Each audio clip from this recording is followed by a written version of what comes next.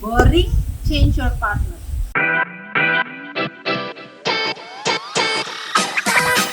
Loh, itu maksudnya apa sih? Tentunya yang benar adalah bukan change dengan somebody else, tetapi adalah your partner should be change dengan smell-nya, posturnya, kesehatannya, semua yang kelihatannya udah bikin bosan itu diganti, termasuk variasi tempat, variasi bau-bauan, termasuk sesekali untuk melakukan hubungan seksual di luar rumah.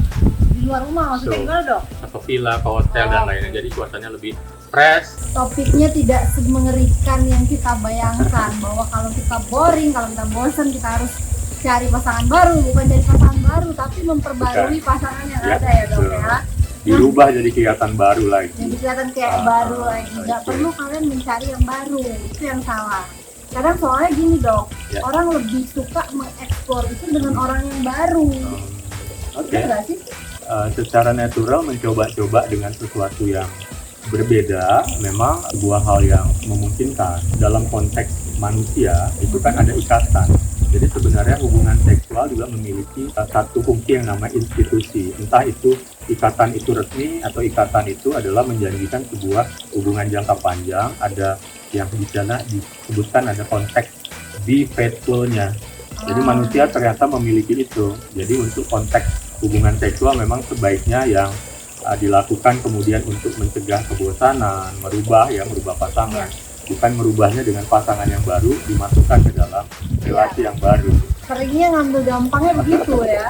Gampangnya begitu, tapi resikonya banyak, termasuk infeksi menular seksual, jangan salah. Atau ada kehamilan di pihak yang lain yang tidak diinginkan, repot. Nah dok, ini kemarin kan kita bikin polling gitu ya, jadi kita buka Apa tuh? pertanyaan tentang topik ini. Oke. Nah ini udah kita pilih hanya beberapa pertanyaan aja dari seluruh pertanyaan yang masuk karena kita pilih yang paling banyak ditanyakan. Yang pertama adalah pengen tahu nih apa aja ciri-ciri pasangan yang sedang bosan. Karena kadang-kadang pasangan tuh nggak enak mengkomunikasikan gitu. Ya. Jadi sebenarnya bosan itu bisa ketahuan dari banyak hal. Tapi kebosanan itu juga harus dilihat apakah kebosanan seksual atau tidak.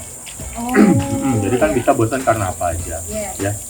Jadi pastikan bahwa ada dua hal yang bisa dilihat. Satu, bahasanya yang verbal. Dua, yang non verbal. Yang verbal itu ya artinya ya memang sudah disampaikan.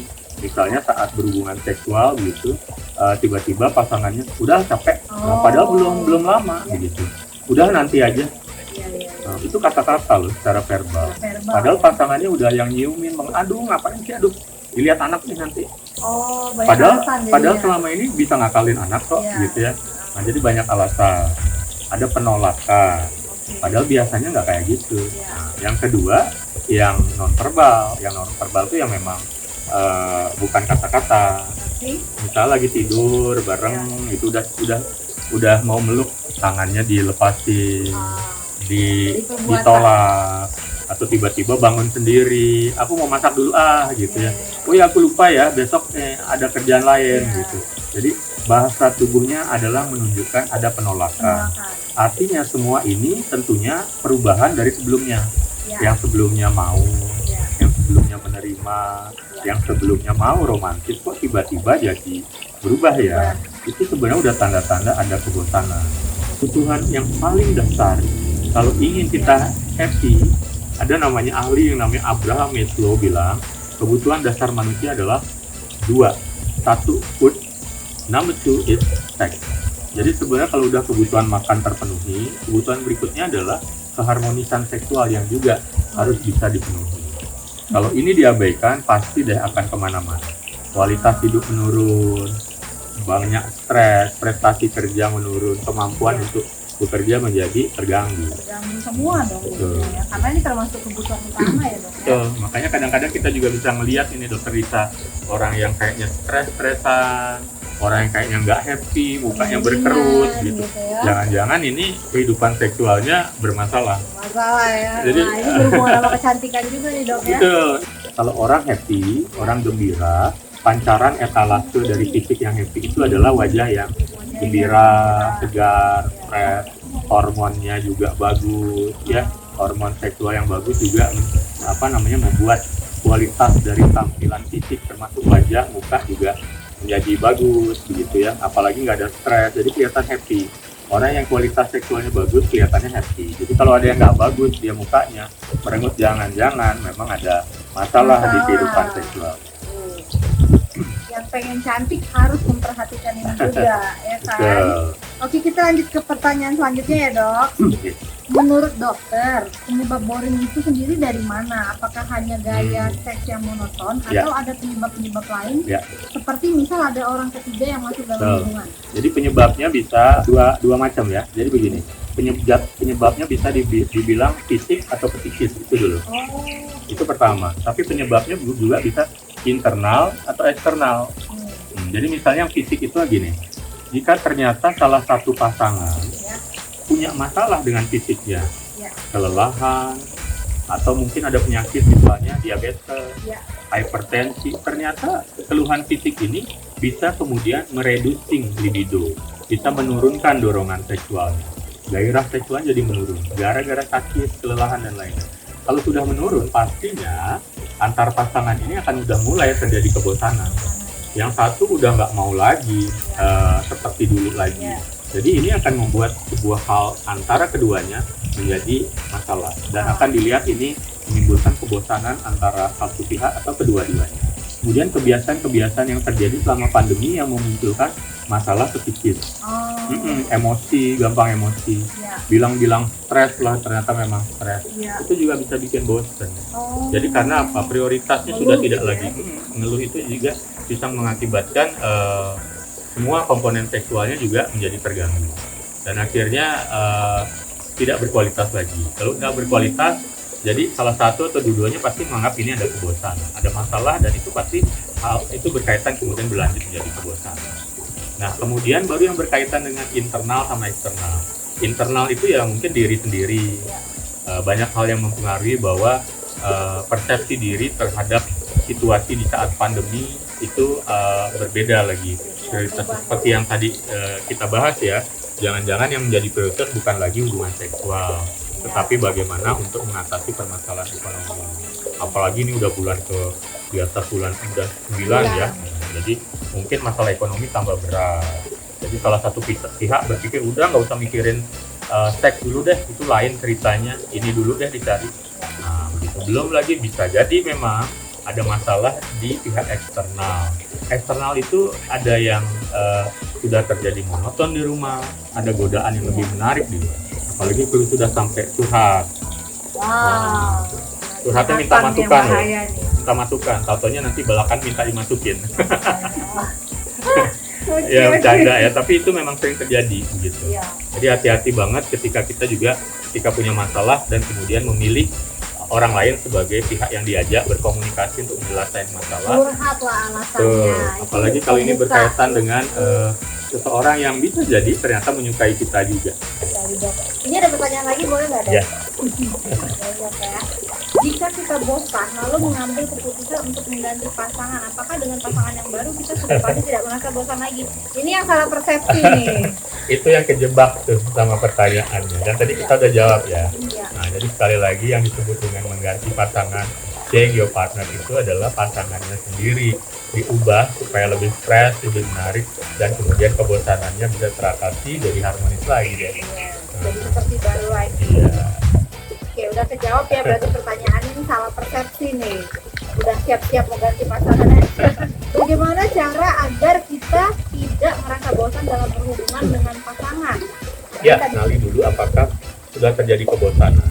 Hal yang pertama adalah yaitu dia kayaknya monoton, kayaknya sudah banyak keluhan seksual, kok kayaknya sudah ada penolakan dalam melakukan hubungan seksual, kok kayaknya aktivitas seksual menjadi tidak prioritas lagi. Nah, berarti sudah mengarah ke arah yang perlu diperbaiki. Kemudian adalah harus gimana? Ya kedua-duanya terduduk bareng.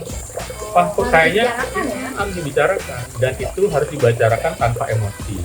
Carilah solusi bareng. Entah itu kemudian mengevaluasi, ternyata habis mama sih setiap kali aku lihat tuh udah nggak menarik, mama udah gemuk, udah gendut. Nah itu juga pakaiannya itu aja. Nah gitu ya, tapi didiskusikan dengan mesra-mesraan, nah, dicari jalan keluar. Jangan sambil bentok-bentokan atau Jangan marah ya. bentok-bentokan, ya. Bentok-bentokannya pas lagi romantisan aja, yang benar-benar sedang berhubungan.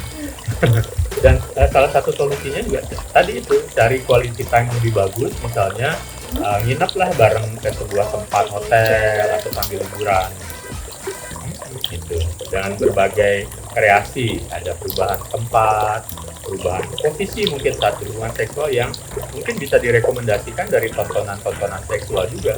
Sebenarnya tontonan-tontonan yang berbau pornografi memang itu dilarang, tetapi bisa juga sebenarnya jadi referensi kita untuk lebih kreatif lagi untuk melakukan sebuah pilihan referensi seksual, entah itu gaya atau posisi seksual juga. Asal ingat intinya disepakati dan tidak menyakiti.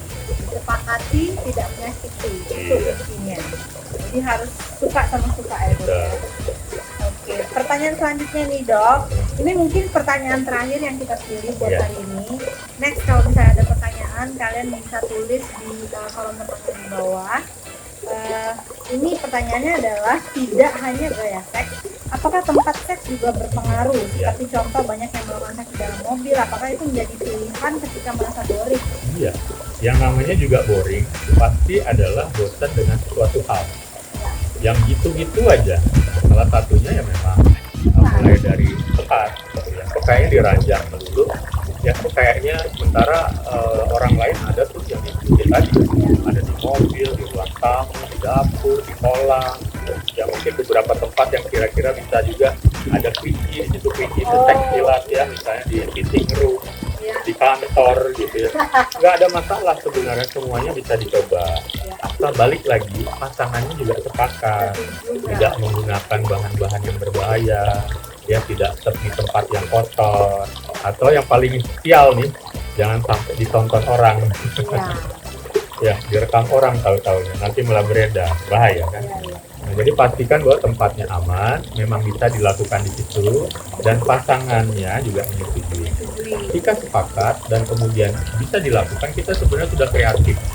Jadi sebenarnya hubungan seksual itu juga sama dengan hal-hal lain loh. Jadi harus kreatif ya, termasuk di London juga harus kreatif, tidak cuma kreatif masak, kreatif dalam olahraga, tapi juga seksuality. Bahkan bisa pakai saling berjauhan juga tetap bisa pakai video call.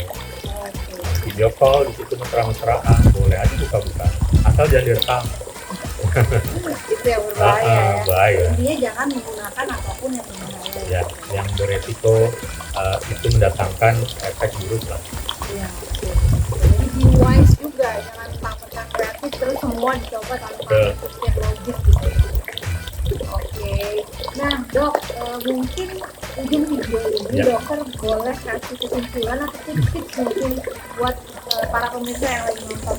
Ya, intinya begini, kualitas seksual yang optimal, yang menyenangkan, atau kualitas seksualnya bagus, itu sebenarnya adalah akan menjamin kualitas hubungan juga pada pasangan. Tidak cuma hubungan seksualnya, ternyata hubungan di luar konteks sama tidur juga akan menjadi berkualitas. Dan ketika betul, dan akhirnya ini akan membentuk sebuah kualitas hidup yang lebih baik. Jadi pintar-pintar menjaga kualitas seksualnya dengan rajin berkomunikasi, kreatif, dan juga menjaga kesenangan seksual bersama pasangannya supaya tidak bosan. Bisa juga jika Anda berusaha untuk melakukan improving sexuality things-nya dengan pasangannya, melakukan eksplorasi, melakukan perubahan pada pasangan. Pastikan memang yang diajak adalah pasangan sendiri dan bukan orang lain. Bukan orang lain, pasangan sendiri yang diajak. Yes. Ini yang banyak banget kayaknya, makanya pertanyaannya aku saring Dok, sebetulnya banyak banget pertanyaannya, tapi semuanya menganggap artinya kalau kita bosan itu kita harus ganti pasangannya. Gitu. No. Jadi bukan itu. Bukan itu. Nah, menarik sekali perbincangan hari ini. Ternyata banyak yang salah kaprah, salah persepsi nih sama judulnya. Tapi intinya bukan boring ganti pasangan, tapi ubah pasangan Anda menjadi seperti baru lagi. Sekian dulu perbincangan hari ini. Kita akan ketemu kalian lagi di next video. Thanks for watching. Bye.